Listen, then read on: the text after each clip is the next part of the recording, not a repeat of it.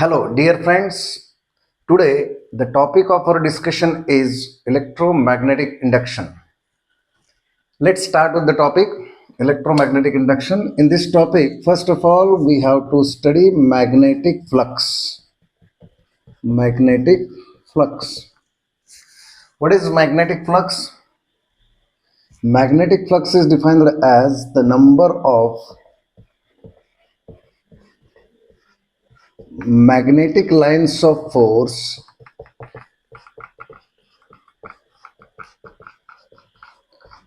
passing through given area. If we have some given area, then number of magnetic lines of force passing through that given area is called as magnetic flux. We can write magnetic flux as d phi is equal to dot product of magnetic induction and area vector. Suppose that we have this particular area dA. Let its area vector is a dA bar. Then magnetic flux coming out through this particular area d phi is magnetic flux coming out through this particular area d phi. This particular area dA is d phi is equal to b bar dot dA bar, where b is magnetic induction, a is area, dA is area, and theta is angle between them. So d phi, this is magnetic flux, that is equal to magnetic induction into area. More appropriate for overall surface, we can write integration of d phi, that is integration of b into dA into cos theta. This is magnetic flux. So once again, magnetic flux is the total number of magnetic lines of force passing through given area. We can write magnetic flux as d phi is equal to b into dA. when magnetic induction and area vector are parallel to each other.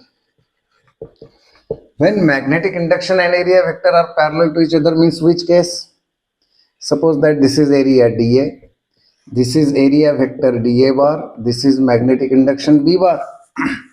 Magnetic induction and area vector are parallel. It means that magnetic induction, that is magnetic induction, is perpendicular to given surface.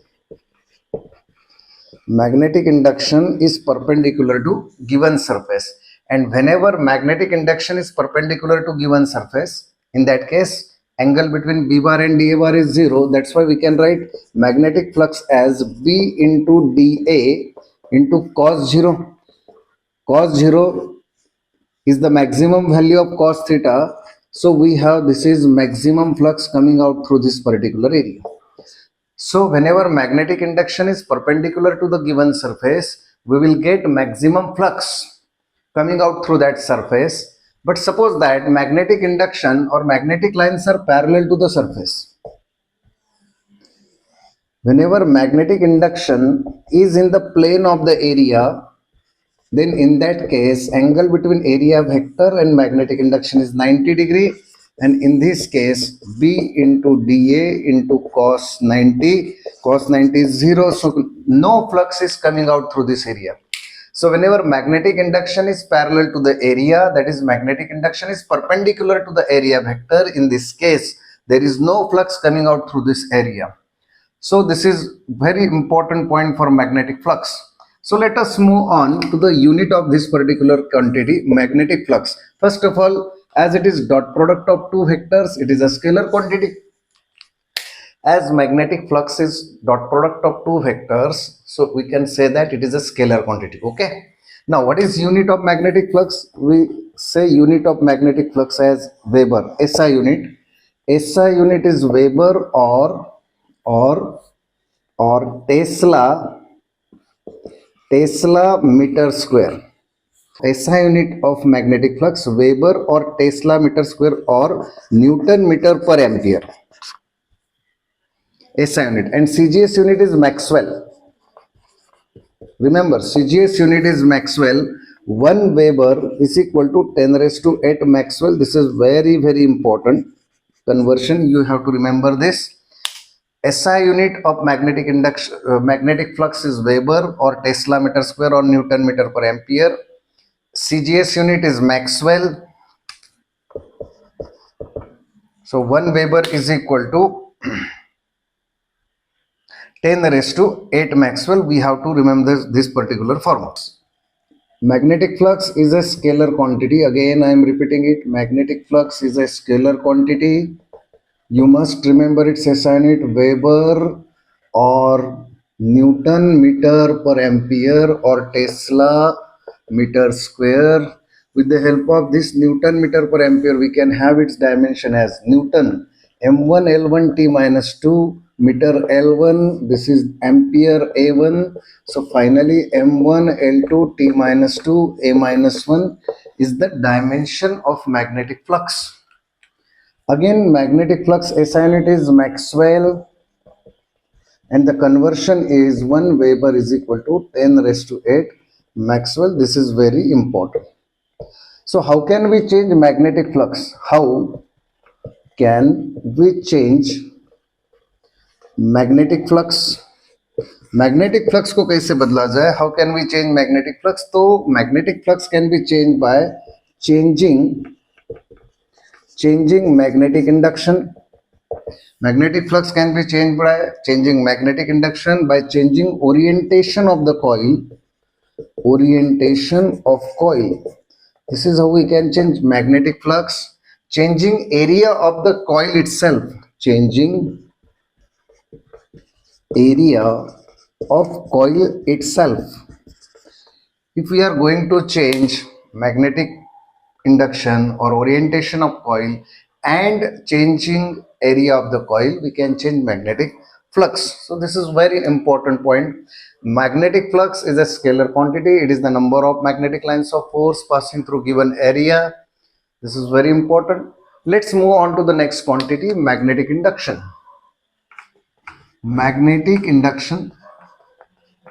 Actually, magnetic induction you have studied in magnetic effect of electric current and magnetism. So we are not going to discuss this is much more in detail here.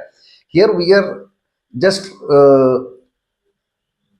taking information about unit and formula about magnetic induction. First of all, magnetic induction is a vector quantity. It is defined as number of magnetic lines of force. Number of magnetic lines of force passing through unit area. This is defined as number of magnetic lines of force passing through unit area. Remember about flux, it is number of magnetic lines of force passing through given area, and this is number of lines of force passing through unit area. We can also define magnetic induction as magnetic flux upon area. We also have its another formula, magnetic induction is equal to force upon pole strength, that is F upon current into length. Already you have studied this in magnetic effect of electric current and magnetism. Our aim is just to introduce again or revise the formula again. It is a vector quantity, number of magnetic lines of force passing through unit area, magnetic flux per unit area, force upon pole strength, and its SI unit is Tesla or Newton per ampere meter or Weber per meter square. SI unit of magnetic induction, its CGS unit is Maxwell per centimeter square. We also call this as Gauss. 1 Tesla is equal to 10 raised to 4 Gauss. You have to remember this conversion. And with the help of Newton per ampere meter, we can go for its dimension. So vector quantity, number of magnetic lines of force passing through unit area. Its SI unit is Tesla or Weber per meter square, Newton per ampere meter. Its CGS unit is Maxwell per centimeter square.